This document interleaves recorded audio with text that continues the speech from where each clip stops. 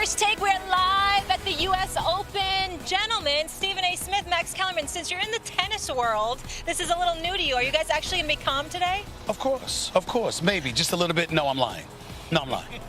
Molly loves only in tennis. I'm handing out L's today. We're talking NFL plus NBA. Who'd you rather start a franchise with, LeBron or KD? Hold off on the details. The first order of business is reminding everybody, this is still First Take. I don't care that we here. We still gonna do First Take the way we do it. Plus, we've got Coco Gauff's parents here. We got John McEnroe coming into the house. We're live at the U.S. Open. The crew is in the house. Let's go, y'all. This is a sort of McEnroe type show, isn't it? Oh, my God. Would you guys please behave yourselves?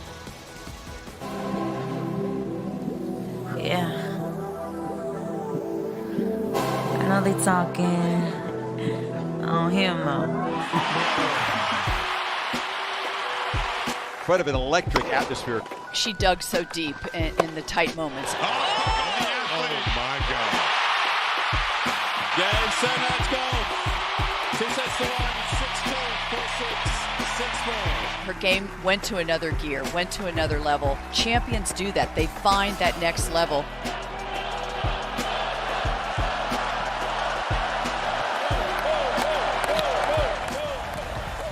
Good morning. First Take on a Feel Good Friday, live from Flushing, the U.S. Open, part of ESPN's coverage of the final major of the season. Coco Gauff is the young phenom who took the tennis world by notice on Saturday. She will face the number one in the world, Naomi Osaka. Remember, she beat Serena in that infamous match. And we are so thrilled to be joined by her parents, Candi and Corey. Thank you guys so much for being here. Yes. Thanks for having us. Let me just ask you this. Your daughter is 15 years old, and we're hearing chants, Coco, Coco, Coco, an entire stadium. What is that like? Go ahead. Well, as a parent, it's just thrilling to see that the fans really have fallen in love with her. And I'm watching her speak at the end of the match, and I sort of teared up because it's like everything is coming to life for her, and it's a dream coming true. How do you guys deal with that? Like, obviously, you don't change your whole lives around to raise a kid to play tennis because that's her passion, unless you want her to have great success.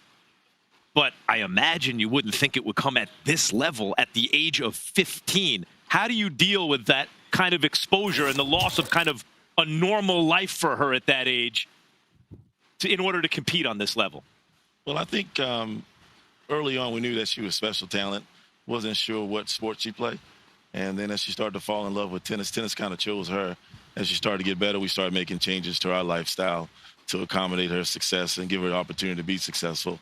So, what normal is what you define for a kid. So a normal teenager versus another teenager, it just depends on what you define for them. But for her, she wanted to play tennis and wanted to be really good at tennis. So we just tried to create an atmosphere where she could be the best she could be. Believe it or not, for me, when I look at her, I obviously we know her age, her speed, her athleticism, her power.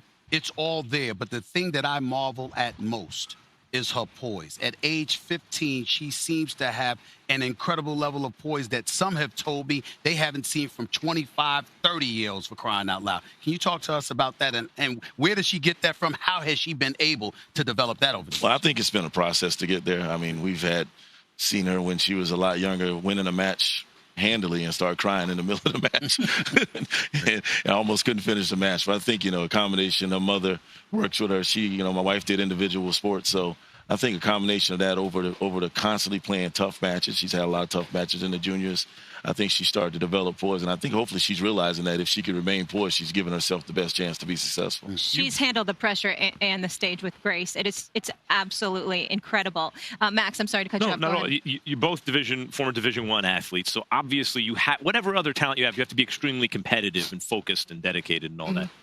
And now you have a daughter who's at this level at 15. Right. I imagine she's insane. She's an insanely competitive person. Does that extend to outside of tennis too? Must she win at everything?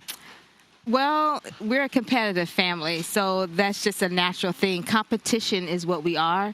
If it's who's going to be the first one to the car, or if we're taking two separate cars, we're trying to who's going to be the first one home. So it's just natural for us to be competitive. About everything. Everything. Yeah. Checkers, flipping coins. All right, speaking of competition, Saturday, she's facing the number one in the world, Naomi Osaka. What are you most looking forward to seeing your daughter go up against that competition? Well, for me, the number one thing is to fight. Always fight, run after the balls, do the best that you can under the given circumstances, never give up, and never say die. So when you have that mentality going in, even when you can't figure something out, you just keep digging, another point, another chance, and that's what we kind of try to teach her. This question is more for you, about you two, than her. Sure. Obviously, at age 15, she's accomplishing great things. She's going to continue to accomplish great things. All indications point to that. But we think about some of the greats. We're looking at Venus and Serena. Obviously, they can't go on forever. They've been great for the sport of tennis. We know what they've done. The great Althea Gibson, Zena Garrison, people like that.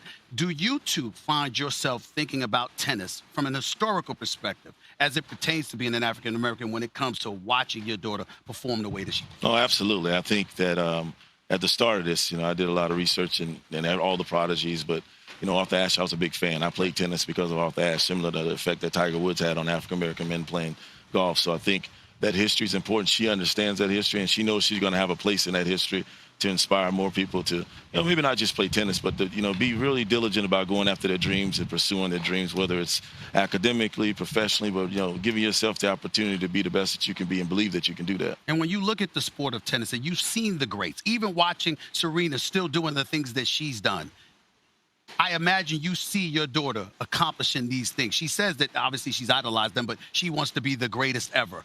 I know she believes she can pull it off. I believe y'all believe she can pull it off. But could you put that in perspective? What your expectations are for her, not just your hope? Well, I told her to shoot high in her goals. And being the greatest of all time, some people can say, well, that's too much. And while you're boasting, you're being cocky. No, if you play a sport, you want to be the best. And you want to be the greatest to ever play that sport. Now, ultimately, you'll get judged by how you perform through your career, but I don't know anybody that goes out to be the second best. And if they are trying to be the second best, they won't even make it in the sport anyway. So that's the perspective. She wants to be the greatest at it because she's working hard. You guys think, like, in order to do that nowadays, like back in the day when I was a kid, John McEnroe was 27. He's an old man, right? Now you have Serena, others are playing into their late 30s. Yeah, 38. So to be the greatest of all time, she's 15 now. You're talking about her playing maybe for the next quarter century, knock wood.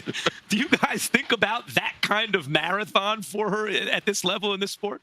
Well, I hope she wants to play that long. I mean, I don't know that she, if she plays that long, great. If she decides after 10 years she don't want to do it anymore, but it is a marathon, though. So I know she's gotten a little bit ahead of the plan that we kind of laid out for her.